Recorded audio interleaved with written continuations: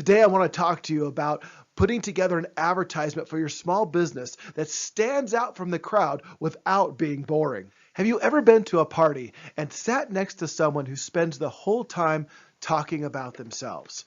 Well, that gets pretty old pretty fast. And if you're like me, you try to find your way out of that conversation as soon as you can. Now, what if I told you that many small businesses make this exact same mistake with their advertising? See, instead of speaking to the needs of a potential client, too many small business ads are focused more on letting people know how fantastic they are with their huge logo and their long laundry list of services. They're bragging about themselves with their bullet point lists, and they're boring people into buying. Well, guess what? That approach doesn't work very well. I thought it'd be helpful to show you a real-world example of a small business ad that was done poorly.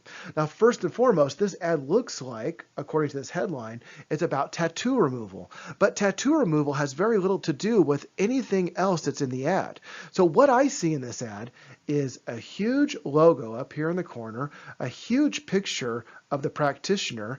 I see a huge list of all the things he can do for me. Good for him. Another huge list of all the different certifications and products that he has.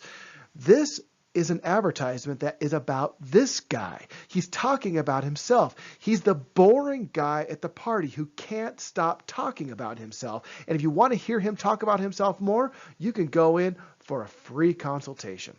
So these business owners are hoping that on the very day a potential customer opens up the magazine, they'll read an ad that's all about the business owner.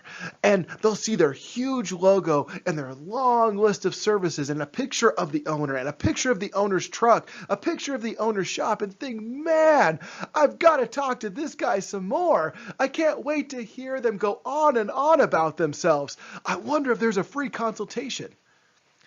I would call this approach marketing by ego. The owner is hoping someone will hear them talking about themselves in the magazine advertising party and want to hear more. So here's the rub. It works sometimes. Sometimes by bragging about all the different things that you can do, a business will pull someone away from the crowd at the party and make a sale. Then the owner is usually left wondering why the approach doesn't work all the time. And in the end, they often spend more money on these laundry list self-promoting ads than they make in sales at the end of the month. Now, they don't want to miss the occasional drip and dribble of sales that results from these ads, but it seems like they're like an advertising casino. I mean, once in a while they'll hit the jackpot and it's really great, but overall, it's really inconsistent, and it seems like more often than not, the house, or the magazine in this instance, takes most of the money at the end of the day. Now listen, marketing works if it's done properly. So before you take out your next ad, you need to ask a couple of really vital questions. Number one, what's the single purpose of your ad? And number two, what one thing do you want your ad to focus on?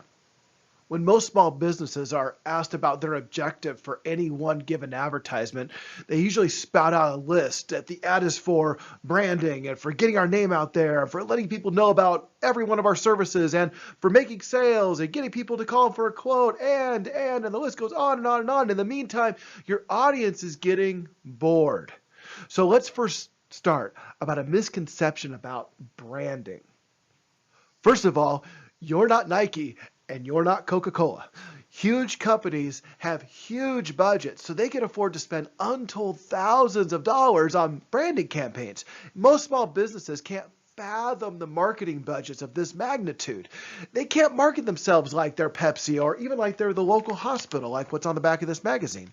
A branding only campaign, where you're just sticking your logo on things all the time, that will bankrupt most small businesses.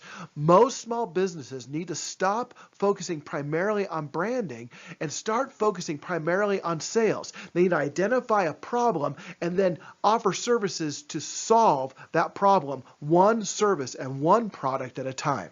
Well, in this magazine I've been using during this presentation, I found one ad that I thought they did a pretty good job. Here's why I think this is well done. First of all, there's a clear problem they're trying to solve. People have hard water issues. Well, you can solve those hard water issues with this water softener. They have an attractive picture on here.